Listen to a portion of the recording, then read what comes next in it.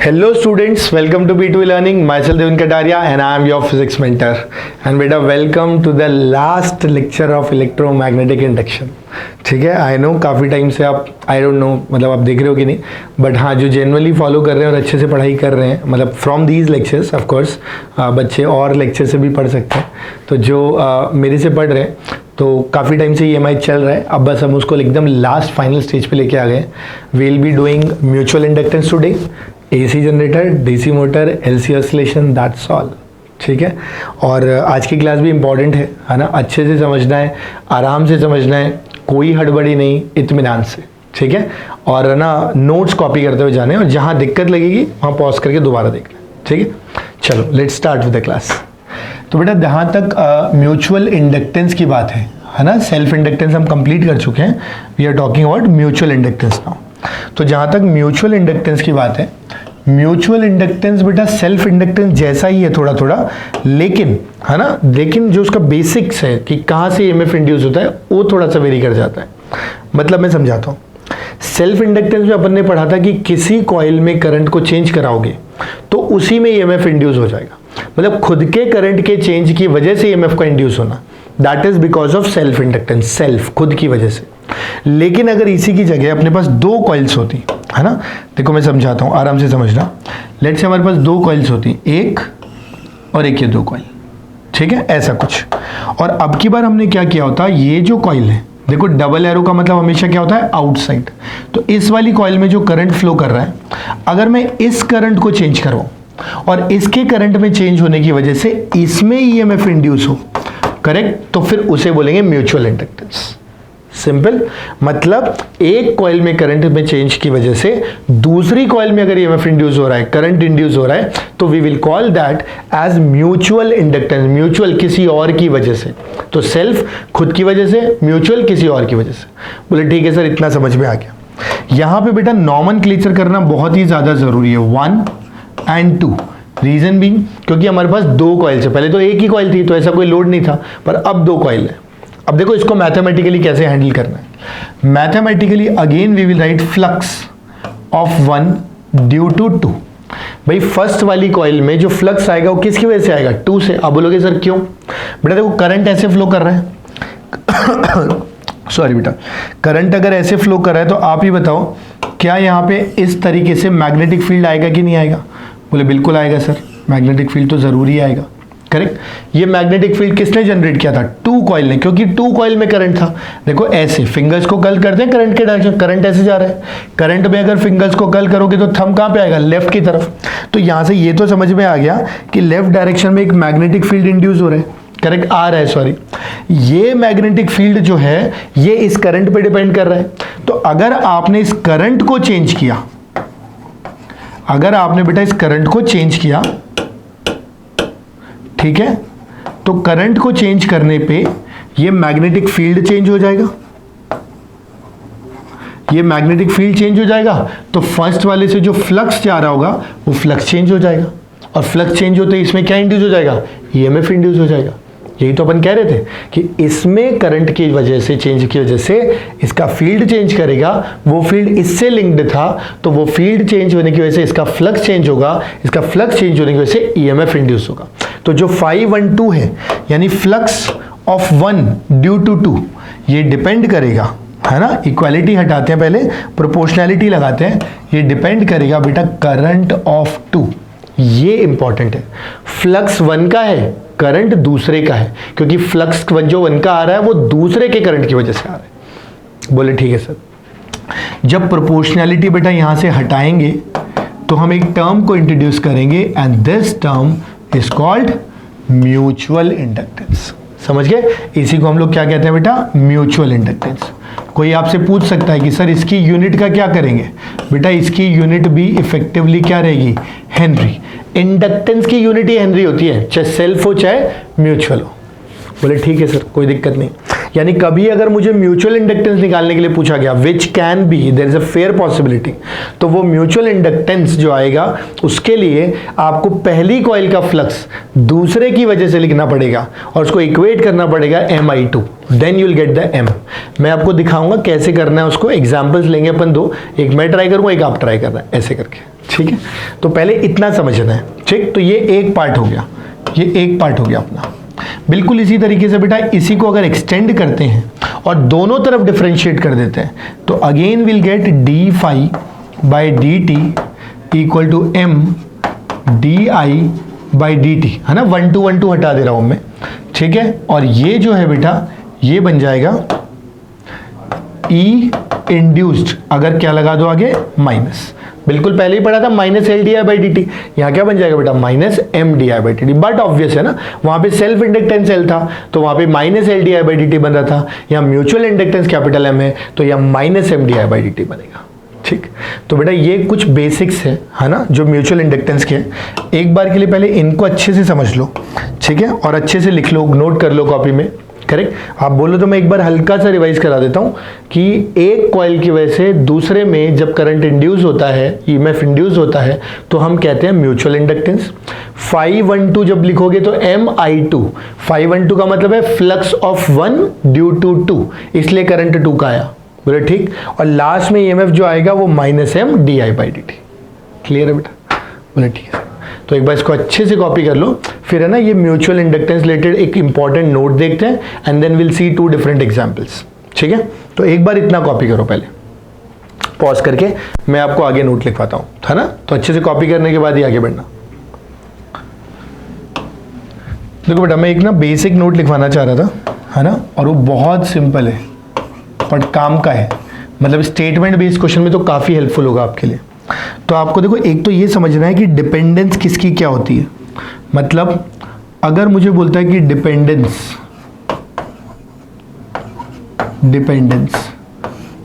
भी किसकी, एक बार सेल्फ इंडक्टेंस की और एक बार म्यूचुअल इंडक्टेंस की, इन दोनों की डिपेंडेंस देखनी है, किस किस पे ये डिपेंड करते हैं। तो मैंने कहा कि आप एक बार फॉर्मूलेज देखो ना, जरा सा फॉर्मूलेज देखो। जब आप फॉर्मूला देखोगे तो एल का जो फॉर्मूला है, ठीक है, उसके अंदर हमको क्या निकल के आ गया, म्यू नॉट। बोले ठीक है सर, म्यू नॉट निकल के आ गया, म्यू नॉट का मतलब हो गया मीडियम इन द इंडक्टर। भाई नॉट है ना, मीडियम होगा तो म्यू एम बन जाएगा। बोले हाँ सर। इसके अलावा एरिया था, लेंथ थी, यानी डायमेंशंस। इसके बाद सिंगल लिया था कॉइल तो अलग, सोलेनॉइड तो अलग, मतलब शेप। यानी क्या क्या चीज पे डिपेंड कर गया, ये डिपेंड कर जा रहा है shape of inductor, of course depend कर जा रहा है डायमेंशंस, इसके अलावा डिपेंड कर जाएगा अपने पास मीडियम। बोले ठीक है सर, ये तो 3 बेसिक चीजें, कोई बड़ी बात नहीं है। बोले हाँ, बिल्कुल इसी तरीके से अगर म्यूचुअल इंडक्टेंस की बात करते हैं तो बेटा म्यूचुअल इंडक्टेंस भी किस पे डिपेंड करेगा, शेप। अभी अपन 2 एग्जांपल लेंगे ना, वहां देख लेना भले। इसके अलावा वो डिपेंड करता है डायमेंशन, इसके अलावा डिपेंड करता है मीडियम, यानी जितने पे सेल्फ करता है उस पे तो करता ही करता है, लेकिन इसके अलावा ये डिपेंड करता है, ये स्टार पॉइंट है ध्यान रखना, ओरिएंटेशन ऑफ कॉइल्स। ओरिएंटेशन, अभी मैं समझाऊंगा इस ओरिएंटेशन वर्ड का मतलब क्या है। Orientation of coils, this is very important. Orientation of coils, orientation का मतलब क्या होता है, देखो मैं समझाता हूं, अच्छे से समझना, बहुत सिंपल है। ऑल दो एक बहुत सिंपल से एग्जांपल से करते हैं। देखो एक कॉइल ऐसे ले ली, एक कॉइल ऐसे ले ली, एक कॉइल ऐसे ले ली, एक कॉइल ऐसे ले ली, ठीक है, आराम से सुनना।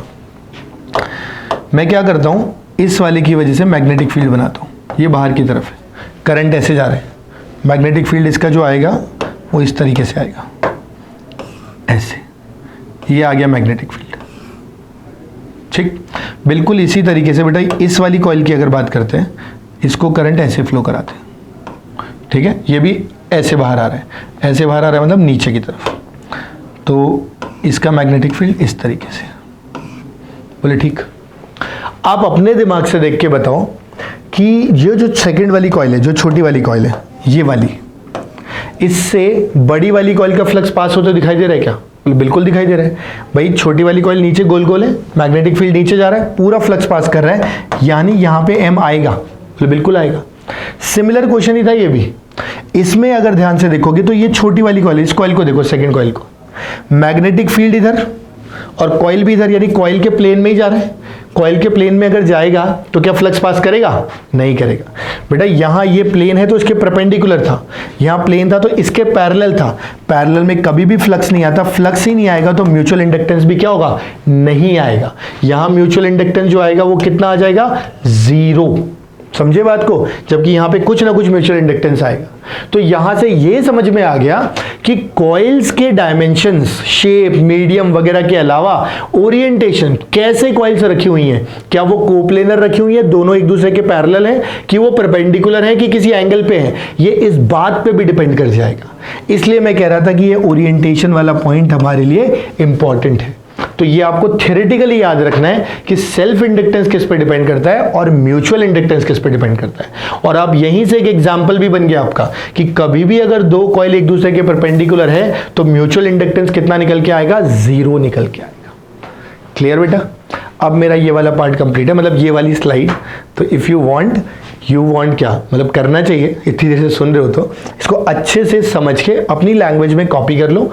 एकदम जब क्लियर हो जाए तो फिर आगे बढ़ना, क्योंकि अब अपन 2 एग्जांपल्स लेने वाले हैं, राइट? तो ये pause it here, copy, and I will move forward with the class. चलो देखते हैं बेटा। नेक्स्ट पहला एग्जाम्पल बहुत सिंपल लेंगे, ज्यादा कॉम्प्लिकेटेड नहीं करेंगे, है ना? तो देखो पहला एग्जाम्पल लेते हैं बेटा, कॉइल्स ले लेते हैं 2। एक कॉइल कुछ इस तरीके से, एक कॉइल कुछ इस तरीके से, ठीक है? एक छोटी कॉइल और एक बड़ी कॉइल।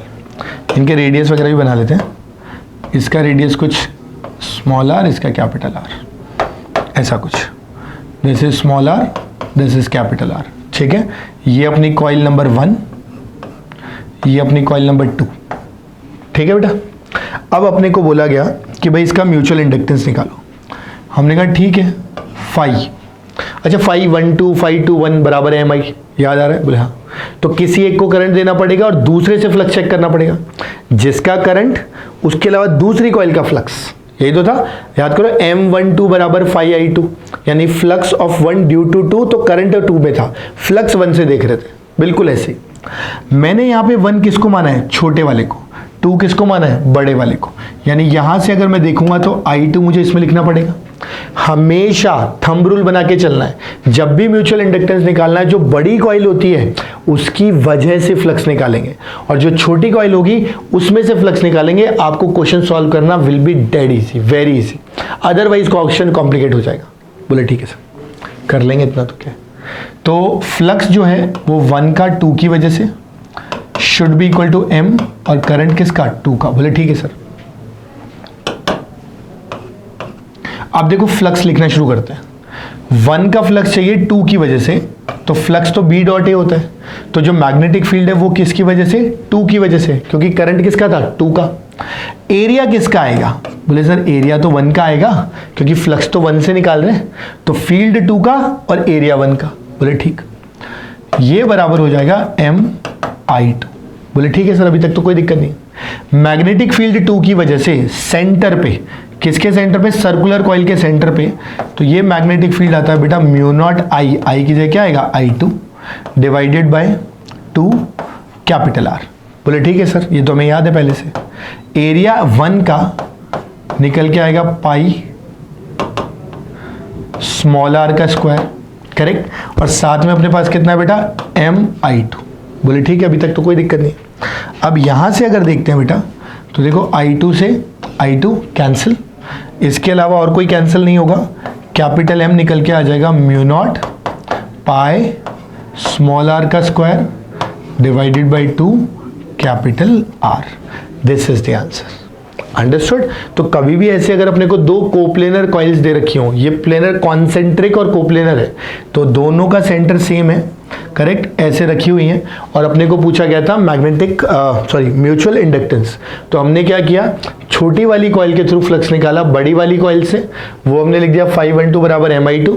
फ्लक्स का वैल्यू लिख दिया B डॉट ए, बी में लिख दिया B2 का, उसी का करंट है, उसी का फील्ड होगा, और एरिया लिख दिया छोटे वाली कॉइल का, क्योंकि छोटे वाले से फ्लक्स निकाल रहे हैं। फिर बाद में B का फॉर्मूला लिख दिया mu naught I by 2R। Straight away will get the value from here. Understood बेटा। तो देखो ये मैं जो क्वेश्चन करा रहा हूँ ना, ये अच्छे क्वेश्चन है, दिखने में एक बार सोल्यूशन पता लग गया फिर तो इजी लगेगा, पर otherwise these are good questions, अच्छे एडवांस लेवल के क्वेश्चंस हैं, इनसे काफ़ी कॉन्सेप्ट क्लैरिटी आ जाएगी। तो अगर ये वाला पार्ट क्लियर हो गया आपको तो अच्छे से कॉपी कर लो। Once done then one more example will see, ठीक है ना। चलो आप पॉज करके करो कॉपी, मैं आगे बढ़ता हूं। देखो बेटा नेक्स्ट जो एग्जाम्पल है ना वो भी एनसीईआरटी का है और वो काफ़ी कॉमन है। पहले वाला भले ही एनसीईआरटी का नहीं था बट ये वाला एनसीईआरटी का और ये काफ़ी कॉमन है। अपने पास देखो दो सोलेनॉइड कॉइल्स है, ठीक है, एक बहुत छोटी है एक बहुत बड़ी है। फिर से एक को 1 और एक को 2 बोलना है। 1 किसको बोलेंगे? बोले सर जो छोटी वाली कॉइल है उसको 1 बोलेंगे। मैंने कहा बिल्कुल करेक्ट है, ये 1 हो गया। और जो बड़ी वाली कॉइल है उसको क्या बोलेंगे? 2। ठीक, हमें फिर से वही चीज़ करनी थी तो हमें डेटा लिखना पड़ेगा ना। तो जो 1 वाली कॉइल है उसका देखो डेटा क्या है। 1 वाली कॉइल के लिए हमारे पास number of turns N1, length L1, area A1। बोले ठीक है सर। जो बड़ी वाली कॉइल है बेटा उसके लिए अगर बात करेंगे नंबर ऑफ टर्न्स N2, ठीक है, लेंथ L2, एरिया कितना? A2। बहुत ध्यान से सुनना।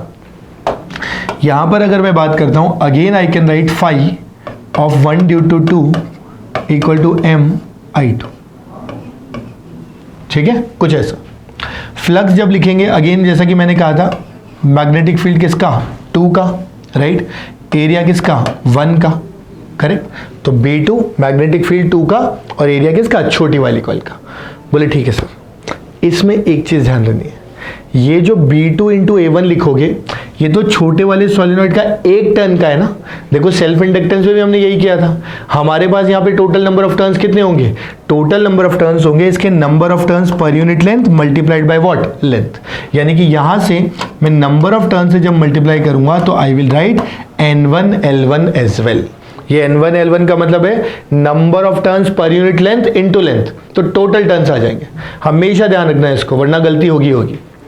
Equal to MI2। अब B2 का वैल्यू पुट कर देते हैं।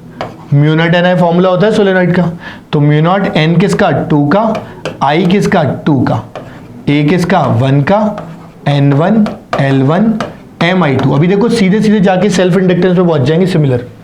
यहां से जब वैल्यूज देखेंगे बेटा अगेन I2 से I2 cancelled out and will get the value of mutual inductance equal to mu naught N1 N2 A1 L1, that's it. तो अगर आप थोड़ा ध्यान से देखोगे ना तो आपको सिमिलैरिटी दिखेगा सेल्फ इंडक्टेंस से। सेल्फ इंडक्टेंस क्या था formula? Mu naught N square A into L। यहाँ पे म्यू नॉट N स्क्वायर की जगह N1 N2, क्योंकि यहाँ पे 2 अलग अलग कॉइल्स है तो दोनों के नंबर ऑफ टर्न्स को मल्टीप्लाई कर दिया और A इंटू L तो है ही है। बस ये ध्यान रखना बेटा कि ये जो A इंटू L है ना ये किस कॉइल का है? ये A इंटू L बेटा अपने पास स्मॉलर कॉइल का है। ये चीज ध्यान रखना कि जो A इंटू L है ना वो स्मॉलर कॉइल का है। अगर सेल्फ है तो mu naught N square A into L, एक ही कॉइल है कोई फर्क ही नहीं पड़ता। जब 2 कॉइल होती है तो बड़े वाले के एरिया और लेंथ से कोई लेना देना नहीं, उसके सिर्फ नंबर ऑफ टर्न्स काम आएंगे। क्लियर?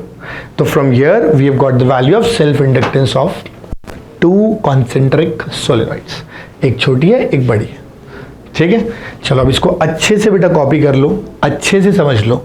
ठीक है, अगर ये वाला पार्ट आपको समझ आ गया तो इसके बाद देखो ज़्यादा कुछ है नहीं इसके अंदर। अपन इफेक्टिवली देखें तो हमने पूरा म्यूचुअल इंडक्टेंस कंप्लीट कर लिया है ना। बस एक कॉम्बिनेशन वाला पार्ट और है तो वो और बता देता हूँ, पर पहले इसको एक बार इसको अच्छे से समझ के कॉपी कर लो फिर, ठीक है, तब आगे कंटिन्यू करेंगे।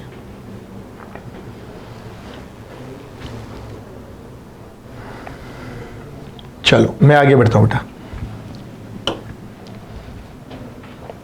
देखो नेक्स्ट इज द कॉम्बिनेशन, है ना, combination of inductors considering mutual inductance. बहुत छोटा सा है, बस ध्यान से सुनना।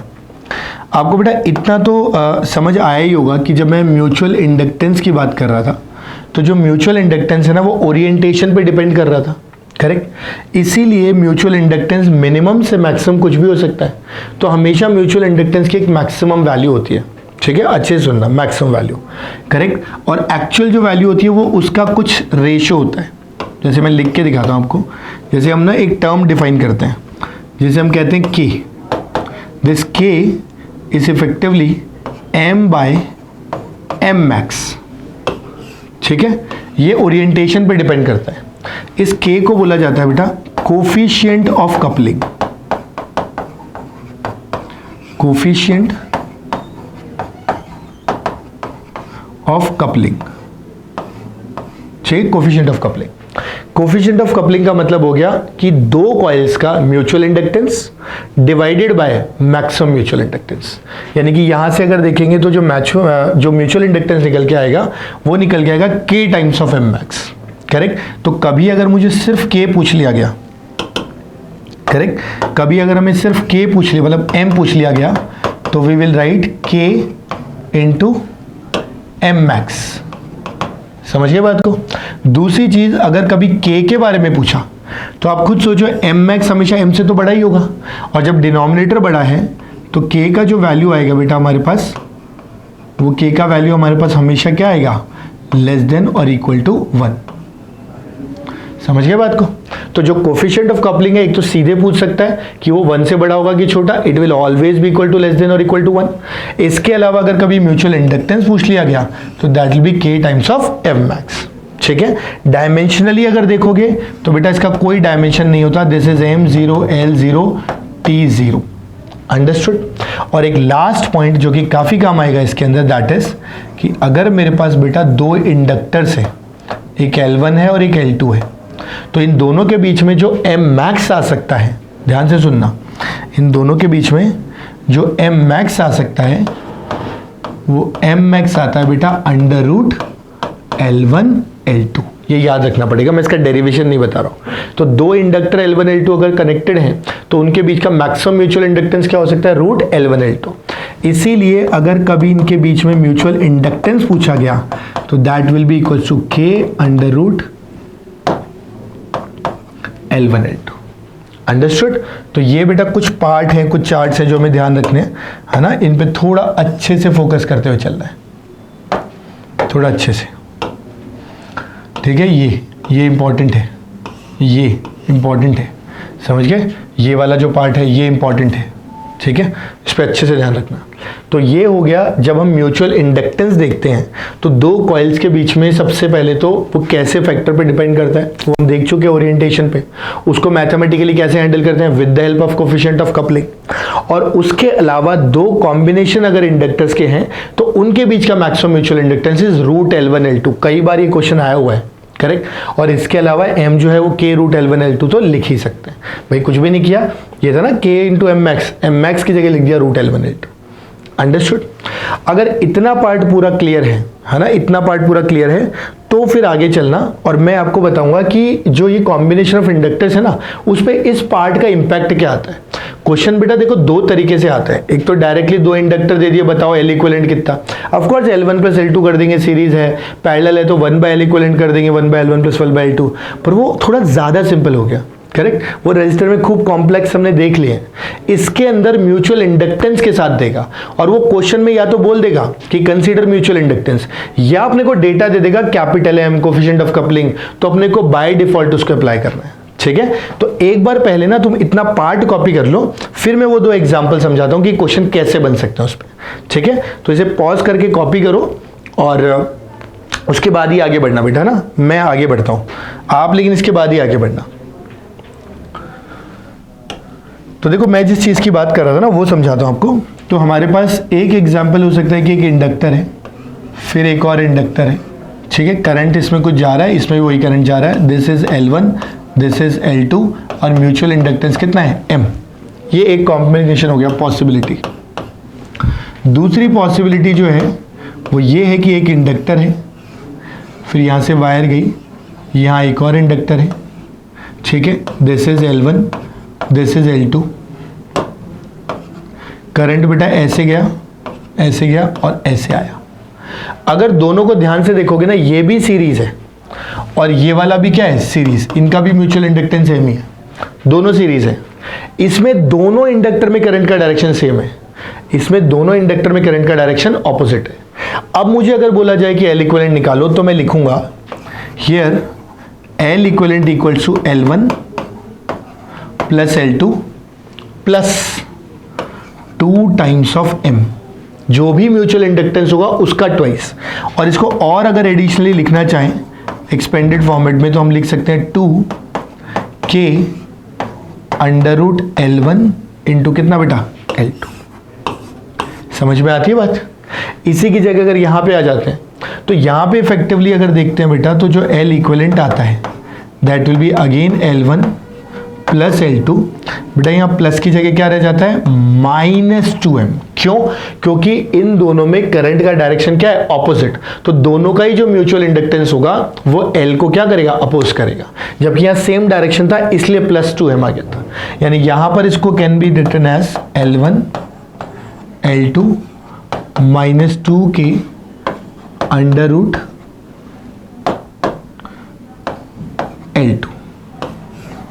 समझ में आती है बेटा बात? तो this is how you can write it, this is how you can write self inductance और equivalent inductance when mutual inductance is also given. और यही दो पॉसिबिलिटी जो आपको पूछ सकता है, तो इनको बिल्कुल अच्छे से ध्यान रखना, बिल्कुल दिमाग में फिट कर लेना अच्छे से। और अगर एकदम परफेक्टली क्लियर है then there is no issues. ठीक है, बस क्वेश्चंस गलत नहीं होने चाहिए बेटा इसके, है ना। देखो काफ़ी मेहनत कर रहे हो आप लोग भी कर रहे हैं, हम लोग भी कर रहे हैं, है ना, इतना टाइम से पढ़ भी रहे हैं। और I know it's not easy, है ना, ऑनलाइन तो पढ़ना बहुत ही टफ है ना, मतलब it's really tough, I know, मैंने पढ़े अपने टाइम पे ना, तो कभी कभी तो एनीवेज कोई फ़र्क नहीं पड़ता। आप तो बस ये देखो कि अगर पढ़ रहे हो तो ऐसे पढ़ो कि मतलब क्वेश्चंस क्रैक होने तक हम पहुँचे। आधी थियोरी से काम नहीं चलेगा, सिर्फ क्वेश्चन से काम नहीं चलेगा। तो पहले अच्छे से क्लास लगाई, टॉपिक समझ लिया, इसके क्वेश्चंस प्रैक्टिस किए मॉड्यूल में से। जब मॉड्यूल से क्वेश्चन कवर कर लोगे और डाउट्स क्लियर कर लोगे then it is perfectly done, फिर कुछ नहीं बचेगा, देन एग्जाम अपने आराम से निकल जाएंगे। ठीक है ना। तो एक बार के लिए इसको कॉपी करो और once it is done then we will start with DC motor, then AC generator and LC oscillation. ये 3 टॉपिक्स और हैं। ऑल्दो ये वाला लेक्चर भी सफिशिएंटली लार्ज रह गया है but I think it can be done, कोई बड़ी बात नहीं है। जिसमें से DC मोटर तो बहुत सिंपल है, छोटा सा DC motor AC generator, right. और LC ऑसिलेशन भी ज़्यादा बड़ा नहीं है, it will take some time. या तो एक काम करते हैं, आप इस पार्ट को यहीं पे कॉपी कर लो, हम आज की क्लास को यहीं कंप्लीट कर लेते हैं और हम एक क्लास ऐड कर लेते हैं, है ना, एक लेक्चर और लेते हैं जिसमें AC मोटर, DC जनरेटर और LC ऑसिलेशन, इन तीनों को थोड़ा आराम से कर लेते हैं ताकि आप इसके क्वेश्चन साथ के साथ प्रैक्टिस कर पाओ। ठीक है, तो you just copy it here, pause करके अच्छे से, and once done you can just wrap up the class, है ना। Then I will see you in the next class, मैं उसमें बचा हुआ पार्ट कंप्लीट कराता हूँ। ठीक है बेटा, चलो bye bye, take care, see you again.